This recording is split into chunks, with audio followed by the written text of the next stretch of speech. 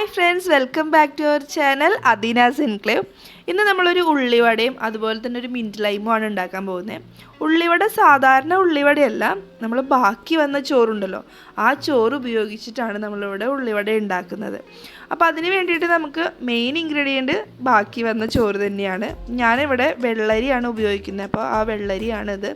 നമുക്ക് റേഷനരി ഉപയോഗിക്കാം, അതുപോലെ തന്നെ മട്ടരി ഉപയോഗിക്കാം. മട്ടരി ഉപയോഗിക്കുമ്പോൾ ചെറിയൊരു കളർ വ്യത്യാസമുണ്ട് കേട്ടോ. ശരിക്കും നമ്മളുടെ ഉഴുന്നുവടയുടെ കളറ് കിട്ടും. അപ്പോൾ ആദ്യം നമുക്ക് ഈ ഒരു ഗ്ലാസ് ചോറുണ്ടല്ലോ, അത് നന്നായിട്ട് അരച്ചെടുക്കാം. വെള്ളമൊന്നും ഒഴിക്കേണ്ട ആവശ്യമില്ല, അല്ലാതെ തന്നെ അരഞ്ഞു കിട്ടും.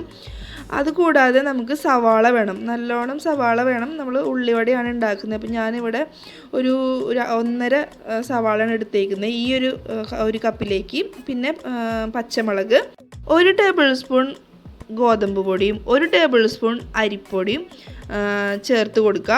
അതിലേക്ക് നമുക്ക് 1/2 ടീസ്പൂൺ അല്ലെങ്കിൽ ഒരു 1/4 ടീസ്പൂണും നല്ല ജീരകം ചേർത്ത് കൊടുക്കാം. പിന്നെ നമ്മൾ എടുത്തു വെച്ചിരിക്കുന്ന പച്ചമുളക്, സവാള, ആവശ്യത്തിന് ഉപ്പും കൂടി ചേർത്ത് കൊടുക്കാം. എന്നിട്ട് നമ്മൾ അരച്ച് വെച്ചിരിക്കുന്ന ചോറുണ്ടല്ലോ, അതും കൂടി ചേർത്ത് നന്നായി ഒന്ന് മിക്സ് ചെയ്ത് കൊടുക്കാം. ഇതിന് പിന്നെ വെള്ളവും കാര്യങ്ങളൊന്നും ഒഴിക്കേണ്ട. ഇത് ഇത്തിരി വെള്ളം കൂടുതലാണെന്ന് തോന്നിക്കഴിഞ്ഞാൽ ഒരു 1/2 സ്പൂണോളം ഗോതമ്പ് പൊടിയോ അരിപ്പൊടിയോ അതിൽ ആഡ് ചെയ്ത് കൊടുത്താൽ മതി. എന്നിട്ട് ഇതൊരു 15 മിനിറ്റ് അരമണിക്കൂറോളം നമുക്ക് റെസ്റ്റ് ചെയ്യാൻ വെക്കാം.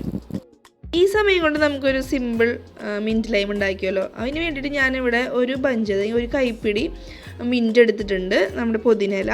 അതുകൂടാതെ നമുക്ക് ലെമൺ ഞാൻ അതിൻ്റെ തോലൊക്കെ ചെത്തിയിട്ട് എടുത്തിട്ടുണ്ട്. അപ്പോൾ അതിൻ്റെ കുരു കളഞ്ഞിട്ട് അത് മുറിച്ചിട്ട് കൊടുക്കണം.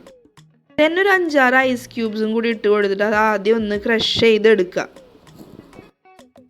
ക്രഷ് ചെയ്തെടുത്തതിന് ശേഷം നമുക്കതിലേക്ക് 1 ഗ്ലാസ് വെള്ളം ചേർത്ത് കൊടുക്കാം. സാധാരണ വെള്ളം ചേർക്കണമെങ്കിൽ ചേർക്കാം, അല്ലെങ്കിൽ തണുപ്പുള്ള വെള്ളം ചേർക്കണമെങ്കിൽ ചേർക്കാം.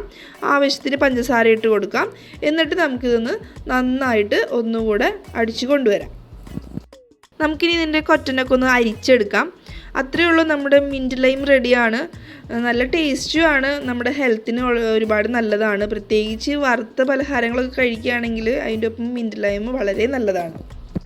ഇനി ഉള്ളിവട ഉണ്ടാക്കാം. അപ്പോൾ ആദ്യം ഞാൻ കൈയൊന്ന് നനച്ചു. എന്നിട്ട് നമ്മുടെ ഈ ഉള്ളിവടയുടെ മിക്സ് ഉണ്ടല്ലോ, അത് നന്നായിട്ട് വട പരുവത്തിൽ കയ്യിൽ ഇങ്ങനെ എടുത്ത് നല്ല തിളച്ച എണ്ണയിൽ ഡീപ്പ് ഫ്രൈ ചെയ്തെടുക്കുകയാണ്. 2 ഭാഗവും നന്നായി ഫ്രൈ ആയി കിട്ടണം. അപ്പോൾ അതിന് വേണ്ടിയിട്ട് നമ്മൾ മറിച്ചിട്ടിട്ട് അതൊന്ന് ഫ്രൈ ചെയ്തെടുക്കണം.